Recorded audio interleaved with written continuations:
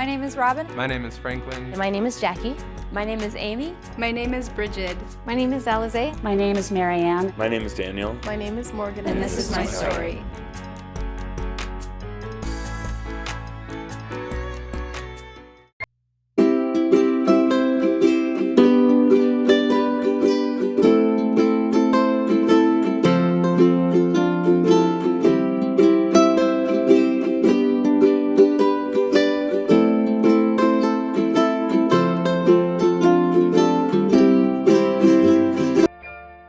It's not so often, and especially for youth in this country, that they feel listened to.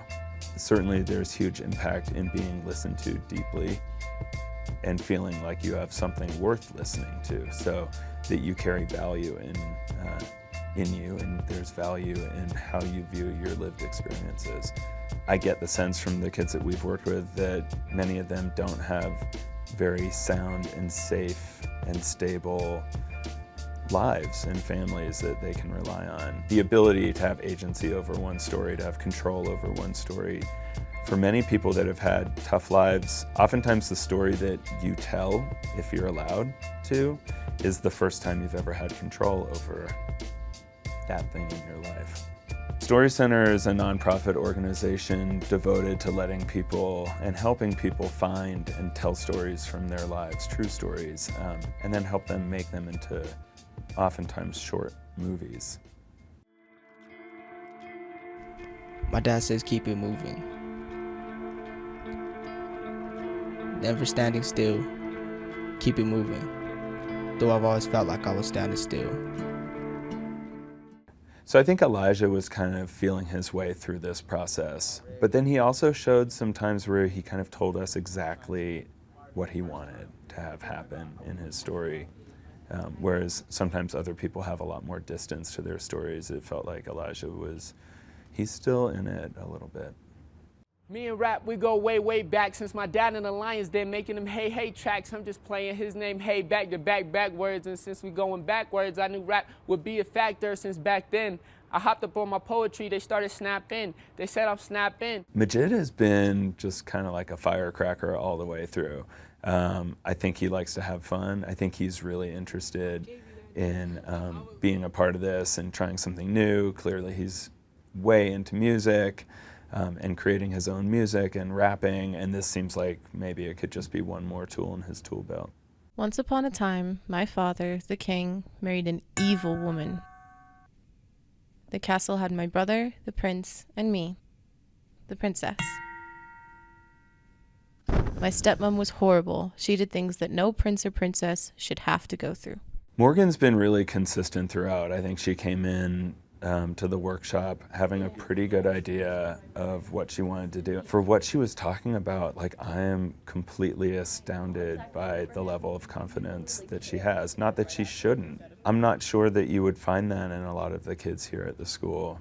She seemed like she knew exactly what she wanted to do and that she knew that she was capable of doing it, and she did it. My parents kind of got divorced when I was young. I was 6. My father remarried pretty quick, and I got a whole new family right after losing one. And it was weird and uncomfortable. And then on top of that, this new family was so shiny and pretty and nice.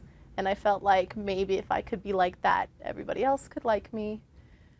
And so most of my life was just trying to make everybody else happy. I was trying to be what everybody wanted me to be, and it sucked. It was hard, especially after my mother came back into my life and we were visiting, and my mother and my father are such different people. You know, my father's very white picket fence, and my mother's very, take the less traveled road. So it was hard growing up, trying to figure out, do I want to make everyone happy, or do I want to be who I am, forget the consequences? Most of my childhood, I was raised in a place where I wasn't allowed to think for myself. So when I was pretty much violently thrust into a world where my mother's like, do what you want, and everybody's like, make your own decisions, you're an adult, I kind of decided, like, yeah, okay, I can do this for myself. I don't have to rely on others. I don't have to do what everyone else wants me to do. And it kind of just helped me realize that I need to make my own decisions for my own future.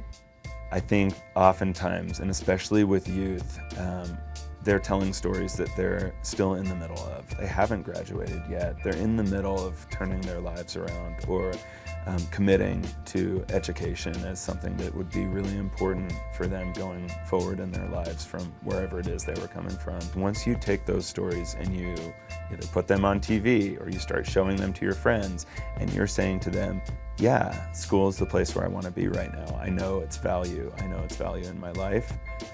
Your friends and the people who see your story and hear your story and listen deeply to you are going to hold you to that. And in telling them, it's kind of part of the finishing process.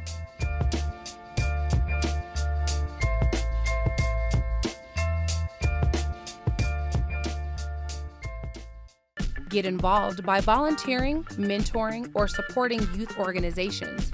Or if you or someone you know needs assistance, contact Mile High United Way's free and confidential 211 Help Center that connects people with community resources. Dial 211 Monday through Friday, 8 a.m. to 5 p.m. Go online or download the app for 24/7 access. This program is a part of American Graduate. Let's make it happen, a public media initiative made possible by the Corporation for Public Broadcasting.